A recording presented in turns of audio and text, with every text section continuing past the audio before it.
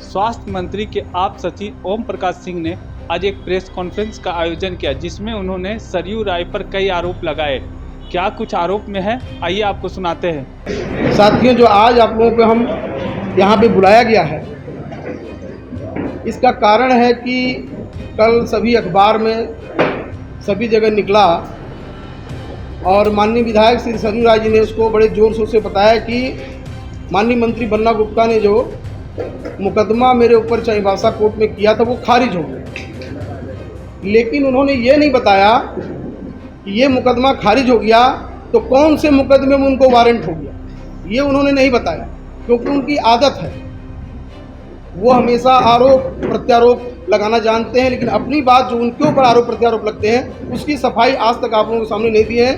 तो आज मैं आपके सामने उनके ऊपर जो आरोप है वो मैं आपको बताना चाहता हूँ। और माननीय न्यायालय ने चाईबासा कोर्ट में जो प्रोत्साहन राशि को लेकर के माननीय मंत्री जी ने जो मुकदमा उनके ऊपर मानहानि का दर्ज किया था, उसमें चाईबासा कोर्ट ने वारंट किया है। वारंट को भी वो इनकार करते हैं कि थाना प्रभारी से मेरी बात हुई, ऐसा कोई वारंट नहीं। वो जानते हैं, वो अपने जरा दिल पर हाथ रख के बता दो कि वारंट उनको नहीं हुआ है। 100% वारंट हुआ। आज मैं उसकी कॉपी भी आप लोगों को उपलब्ध कराऊंगा वारंट की। साथ ही साथ एक और मामला जो डोरंडा थाना में उनके ऊपर दर्ज कराया गया था स्वास्थ्य विभाग के द्वारा, उसमें एक ऐसा षड्यंत्र रचा गया जिसका खुलासा मैं आपको आज करता हूं, उसको भी मैं आपके सामने दिखाऊंगा किस तरह का षड्यंत्र रचा गया। साथियों, डोरंडा थाना में जो प्रोत्साहन राशि को लेकर के मंत्री जी पर इन्होंने आरोप लगाया था, उसमें एक मुकदमा इनके ऊपर दर्ज हुआ था। उस मुकदमा में जो अभियुक्त का कॉलम होता है, जहां अभियुक्त का नाम लिखा जाता है, वहां पर व्हाइटनर लगा करके अभियुक्त को नाम को मिटा दिया गया और वहां पर अन्य कार्यालय कर्मी का नाम दर्ज कर दिया गया। ये व्हाइटनर लगा हुआ ये आपको दिखाई देगा। माननीय न्यायालय ने, रांची के सिविल कोर्ट में माननीय न्यायालय ने इस बात को स्वीकार किया अपने आदेश में कि मैं इस FIR के ऊपर में व्हाइटनर लगा के नाम मिटाया हुआ पाया, ऐसा उन्होंने कहा है अपने आदेश में। मैं उसकी भी कॉपी आप लोगों को दूंगा। मेरा इसमें कहना है कि मैं इस राज्य के पुलिस महानिदेशक और इस रांची शहर के वरीय पुलिस अधीक्षक से ये मांग करता हूं कि किन परिस्थितियों में डोरंडा थाना प्रभारी ने अभियुक्त के कॉलम से माननीय विधायक जी का नाम मिटाया और मिटा करके भेजा, जबकि FIR में छेड़छाड़ करना कानूनी अपराध है। ये आप लोग भी पता कर लीजिएगा। जब FIR एक बार दर्ज हो जाती है, उस FIR में किसी तरह की छेड़छाड़ नहीं होती, लेकिन वहाँ छेड़छाड़ किया गया, नाम मिटाया गया अभियुक्त का, और अभियुक्त का नाम मिटाने के बाद में उसको कोर्ट में प्रस्तुत किया। उस पर जब हमारे विभाग ने संज्ञान लिया, जब उसकी सर्टिफाइड कॉपी निकाली गई माननीय न्यायालय से, तो न्यायालय से जब निकाली गई तो उसमें दिखता है कि उस अभियुक्त के कॉलम में नाम नहीं है, नाम मिटा हुआ है। उस संबंध में जब थाना प्रभारी से पूछताछ किया गया, तब थाना प्रभारी ने अपनी भूल को स्वीकार करते हुए कहते हैं कि कोर्ट में वो शपथ पत्र दाखिल करते हैं और कहते हैं कि भूलवश 4 दिन बाद, मुकदमा कोर्ट में भेजने के 4 दिन बाद, वो कहते हैं कि भूलवश अभियुक्त के कॉलम में अभियुक्त का नाम छूट गया था, अतः फिर से अभियुक्त का नाम, माननीय विधायक श्री सरयू राय जी का नाम अभियुक्त के कॉलम में जोड़ा जाए, ऐसा उन्होंने कोर्ट में लिख के दिया है डोरंडा थाना प्रभारी के द्वारा। FIR होने के 4 दिन बाद उसमें जब कोर्ट की कार्रवाई आगे बढ़ती है तो उस पर विचार किया जाता है कि थाना प्रभारी ने जो 4 दिन बाद नाम जोड़ने के लिए दिया है, उस पर माननीय न्यायालय विचार करता है और उस मुकदमे से संबंधित जो अनुसंधान अधिकारी हैं उनको निर्देश करता है कि आप इस केस से संबंधित जो भी अनुसंधान आपने किया है उसको कोर्ट में प्रस्तुत कीजिए। और तब वो कोर्ट में प्रस्तुत करते हैं। कोर्ट में प्रस्तुत होने के उपरांत माननीय न्यायालय उस दैनिक को जो उन्होंने प्रस्तुत किया है, उसको ये दैनिकी बोलते हैं, कांड दैनिकी का अवलोकन किया। अवलोकन करने के बाद माननीय न्यायालय ने पाया उसमें कि हाँ, माननीय विधायक सरयू राय जी पर मुकदमा बनता है, उनको अभियुक्त इसमें बनाया जाता है, ऐसा उन्होंने पाया और अपने आदेश में उन्होंने लिखा। क्या लिखा, मैं आपको पढ़ के बताता हूँ। माननीय न्यायालय ने लिखा कि दिनांक 7/6/23 को इस कांड अर्थात डोरंडा थाना कांड संख्या 105/22 दिनांक 2/5/22 के अनुसंधानकर्ता के द्वारा विद्वान अतिरिक्त लोक अभियोजक द्वारा अग्रसारित कराते हुए एक याचिका दाखिल की गई।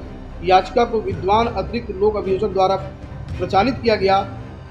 याचिका के माध्यम से प्रार्थना की गई कि प्रासंगिक कांड में प्राथमिकी दर्ज करते समय भूलवश अभियुक्त कालम में अभियुक्त श्री सरजू राय माननीय सदस्य झारखंड विधानसभा रांची का नाम अंकित करना छूट गया था, जिसे प्राथमिकी में वर्णित तथ्यों के आधार पर अंकित करना अनिवार्य था। स्वीकार करें, कोर्ट ने कहा है। इस संदर्भ में पूर्व में पुलिस निरीक्षक सह थाना प्रभारी डोरंडा द्वारा ज्ञापांक 264/2022 5/5/22 के माध्यम से अनुरोध पत्र दिया जा चुका है। अतः प्रासंगिक कांड की प्राथमिकी में अभियुक्त कालम में अभियुक्त श्री सरजू राय माननीय सदस्य झारखंड विधानसभा रांची का नाम जोड़ने की कृपा की जाए।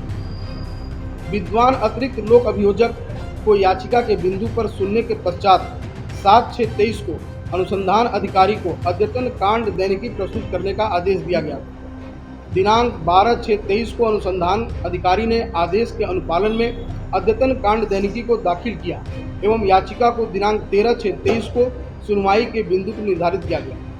दिनांक 13/6/23 को विद्वान अतिरिक्त लोक अभियोजक को याचिका के बिंदु पर सुना। विद्वान अतिरिक्त लोक अभियोजक ने प्रासंगिक अभियुक्त का नाम भूलवश प्राथमिकी के अभियुक्त कालम में छूट जाने की बात को दोहराया। कांड को दिनांक 14/6/23 को याचिका पर आदेश के बिंदु पर निर्धारित किया गया। अभिलेख एवं अनुसंधान अधिकारी द्वारा प्रस्तुत अद्यतन कांड दैनिकी का अवलोकन किया। माननीय न्यायालय ने उनके द्वारा प्रस्तुत किए गए सभी डॉक्यूमेंट का अवलोकन किया। प्राथमिकी में अवलोकन से स्पष्ट है कि माननीय न्यायालय ने स्पष्ट किया कि प्राथमिकी के अवलोकन से स्पष्ट है कि प्राथमिकी के कालम संख्या 7 अर्थात अभियुक्त के कालम में मात्र अज्ञात कर्मी अंकित, जबकि कुछ अन्य अंकित लिपि पर व्हाइटनर लगा हुआ था। ये मेरा लिखा हुआ नहीं है, ये माननीय न्यायालय का लिखा हुआ। मैंने सिर्फ हाईलाइट किया इसको। ये आप देख सकते हैं, इसकी मैं प्रति आप लोगों को उपलब्ध कराऊंगा। देख लीजिए, रांची सिविल कोर्ट का ये आदेश है, इसमें उन्होंने कहा। साथियों, मेरा यही कहना है कि आप इस देश के चौथे स्तंभ के रूप में जाने जाते हैं। मैं चाहता हूं कि इसको बढ़िया से आप लोग जरा अपने अखबार में जगह दें कि ऐसी क्या परिस्थितियां पैदा हो गई कि प्राथमिकी में उनका नाम मिटाया गया, जिसको माननीय न्यायालय ने स्वीकार किया। आगे मैं इस बात को पढ़ता हूँ। औपचारिक प्राथमिकी के साथ संलग्न 2 लिखित आवेदनों पर प्रासंगिक अभियुक्त श्री सरजू राय माननीय सदस्य झारखंड विधानसभा रांची का नाम उल्लिखित। माने इसके पहले भी जो 2 पिटीशन दिया गया था, इसको न्यायालय ने देखा तो पाया कि नहीं, इसमें भी उनका नाम अंकित है। ये 2 पिटीशन है, ये देखिए, ये 2 पिटीशन देखिए, यहाँ धाराएं अंकित हैं। ये 2 पिटीशन को कोर्ट ने अवलोकन किया तो पाया कि इसमें भी उनका नाम अभियुक्त में उल्लेखित।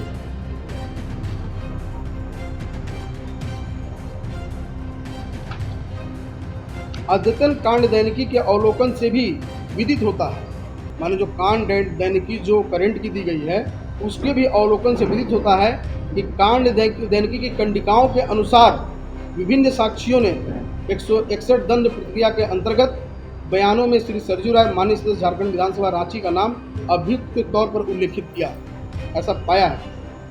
प्रासंगिक अभियुक्त पर स्वास्थ्य चिकित्सा शिक्षा परिवार कल्याण झारखंड सरकार के अज्ञात कार्यालय कर्मी से आपराधिक, मेरी बात को जरा गंभीरता से लीजिएगा, सरकार के अज्ञात कार्यालय कर्मी से आपराधिक षड्यंत्र के क्रियान्वयन के गुप्त दस्तावेजों को प्राप्त कर भारतीय दंड विधान की धारा 409, 379, 411, 420 एवं 120B तथा ऑफिशियल सीक्रेट एक्ट की धारा 1923 की 5(1)(a) एवं 5(2) के अंतर्गत अपराध करने का आरोप है, ऐसा माननीय न्यायालय ने कहा। समस्त तथ्यों एवं परिस्थितियों के अवलोकन से प्रतीत होता है कि प्रासंगिक अभियुक्त का नाम औपचारिक प्राथमिकी के साथ संलग्न 2 लिखित आवेदनों में अभियुक्त के रूप में अंकित है। साथ ही अद्यतन कांड दैनिकी में उपरोक्त वर्णित कंडिकाओं में भी विभिन्न साक्षियों ने धारा 161 दंड प्रक्रिया के अंतर्गत प्रासंगिक अभियुक्त को अपराध कर्मी के रूप में चिन्हित किया। माने साफ है कि माननीय विधायक श्री सरजू राय को अपराध कर्मी के रूप में चिन्हित किया गया है इस मामले में, प्रोत्साहन राशि मामले में जो उन्होंने हमारे विभाग से जो टिप्पणी थी जिसको उन्होंने चुराया या चोरी करवाया, इसमें वो अपराध कर्मी के रूप में चिन्हित किए गए हैं।